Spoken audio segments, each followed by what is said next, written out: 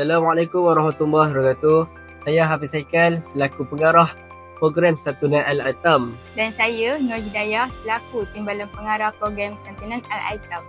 Jadi tujuan video ini dimaknai adalah untuk menunaikan janji kami sebelum ini di mana sumbangan yang dikumpulkan akan dipublishkan dan dimaklumkan kepada tuan-tuan dan puan-puan.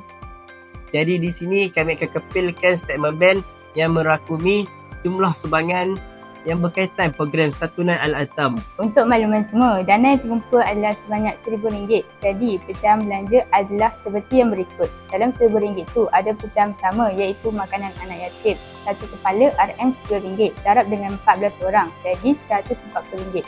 Kenapa 14 tak termasuk dengan peserta yang lain? Seperti yang dimaklumkan, sumbangan ini hanya untuk anak yatim. Jadi, para AJK dan peserta yang lain akan menggunakan duit sendiri. Kemudian, harga dewan untuk majlis iftar ini adalah RM120. Jadi, total semua adalah RM260. Seperti yang kita maklum, sebelum program ini berlangsung, kita telah mendapat sumbangan khas daripada orang yang tertentu. Selain itu, pihak kami juga akan memberi RM150 kepada setiap seorang anak yatim untuk membeli kelengkapan hari raya. Maka dengan ini RM1,000 tolak dengan RM260, baki yang tinggal adalah RM740. Dengan RM740, pihak kami akan tambahkan lagi RM50 kepada setiap kepala RM150. Jadi RM50 darab dengan 14 jadi RM700. So RM740 tolak dengan RM700 ada lagi baki RM40. Dengan baki RM40 itu, pihak kami akan berikan kepada pertubuhan untuk duit minyak mereka datang ke Kuala Kangsar daripada Taipei. Jadi duit makan, duit dewan, duit RM50 tambahan satu kepala dan duit minyak. Jadi totalnya adalah RM1,000.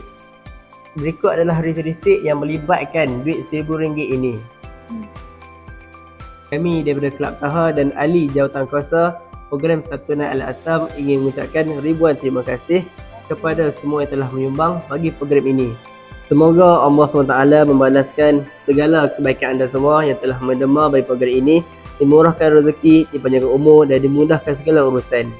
Di sini kami ingin maklumkan bahawa akan ada satu lagi program besar yang melibatkan anak yatim, iaitu program Bakti Siswa. Jadi di sini kami ingin memohon untuk ramai lagi menyumbang dan insya-Allah kami akan panjangkan masa bagi kutipan dana untuk program Bakti Siswa ini. Sekian, terima kasih kepada kami. Semoga dimurahkan rezeki dan selamat Hari Raya untuk semua. Selamat Hari Raya semua. Jadi akhir kata dari kami, wabillahi taufiq wal hidayah. Wassalamualaikum warahmatullahi wabarakatuh.